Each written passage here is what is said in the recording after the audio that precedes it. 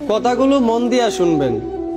গাধাকে যখন সৃষ্টি করা হলো তখন গাধাকে বলা হলো, তোমাকে সকাল থেকে সন্ধ্যা পর্যন্ত প্রচুর পরিশ্রম করতে হবে, সারাদিন পিঠে বোঝা বয়ে বেড়াতে হবে, খেতে পারবে শুধুই ঘাস, তোমার মাথায় কোনো বুদ্ধি থাকবে না, আর তোমার আয়ু দেওয়া হবে 50 বছর।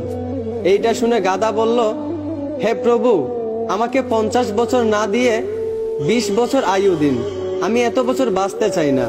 সৃষ্টিকর্তা তার এই কথা মঞ্জুর করলেন। তারপর যখন কুকুরকে সৃষ্টি করা হলো তখন কুকুরকে বলা হলো, তুমি হবে মানুষের একজন কাছের বন্ধু, আর তোমার খাবার হবে মানুষের থেকে যাওয়া জুটা খাবার, আর তোমার আয়ু দেওয়া হবে 30 বছর। এইটা শুনে কুকুর সৃষ্টিকর্তার কাছে হাত জোড় করে বলল, হে প্রভু, আমি 30 বছর বাঁচতে চাই না, আমাকে 30 বছর থেকে 15 বছর আয়ু দিন। সৃষ্টিকর্তা তার এই কথাও মঞ্জুর করলেন। তারপর যখন বানরকে সৃষ্টি করলেন তখন বানরকে বলা হলো, তুমি শুধু এই গাছ থেকে ওই গাছে ঝুলতে থাকবে আর মানুষকে বিনোদন দেওয়ার চেষ্টা করবে, আর তোমার আয়ু দেওয়া হবে 20 বছর। এইটা শুনে বানরও হাত জোড় করে সৃষ্টিকর্তার কাছে বলল, হে আল্লাহ, আমাকে 20 বছর না দিয়ে 10 বছর আয়ু দিন, আমি এত বছর বাঁচতে চাই না। সৃষ্টিকর্তা বানরের কথাও মঞ্জুর করলেন। তারপর আসলো পুরুষের পালা। পুরুষকে যখন সৃষ্টি করা হলো তখন পুরুষকে বলা হলো, তুমি হলে প্রাণীদের মধ্যে সবচেয়ে বিচক্ষণ এবং বুদ্ধিমান, এই জন্য তোমাকে প্রাণীদের শিরোমণি করা হলো, আর তোমার আয়ু দেওয়া হবে 20 বছর।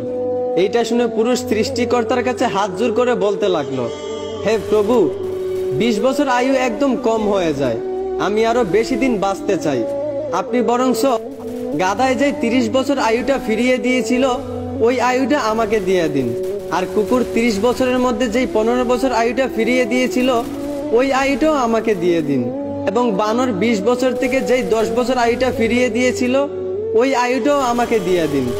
সৃষ্টিকর্তা পুরুষের এই কথাগুলো মঞ্জুর করলেন। তারপর থেকেই ছেলেরা 20 বছর পর্যন্ত পুরুষ হয়ে বাঁচে, আর যেই 30 বছর গাধার থেকে চেয়ে আনা হয়েছিল সেই 30 বছর পরিবারের বোঝা পিঠে বয়ে বাঁচে, ঠিক একদম গাধার মতোই। বাকি 15 বছর সন্তানরা যা দেয় তা খেয়েই বাঁচতে হয়। যেমন একটা কুকুরকে মানুষ যা দেয় তা খেয়েই বাঁচে, ঠিক তেমনি একটা পুরুষও বাকি 15 বছর এইভাবেই কাটাতে হয়, ঠিক একটা কুকুরের মতোই। আর বাকি 10 বছর পুরুষদেরকে বানরের মতোই বাঁচতে হয়। বানর যেমন এক ডাল থেকে আরেক ডালে ঝুলাঝুলি করে এবং মানুষকে বিনোদন দেয়, ঠিক তেমনি পুরুষদেরকেও বাকি 10 বছর বাঁচতে হয়, একবার ওই সন্তানের কাঁধে ঝুলে, একবার ওই সন্তানের কাঁধে ঝুলে, এবং নাতিদেরকে বিনোদন দিয়ে এইভাবেই বাকি 10 বছর বাঁচতে হয়। এইটাই পুরুষের জীবন, এইটাই বাস্তবতা। আশা করি আমার কথাগুলো বুঝতে পারছেন।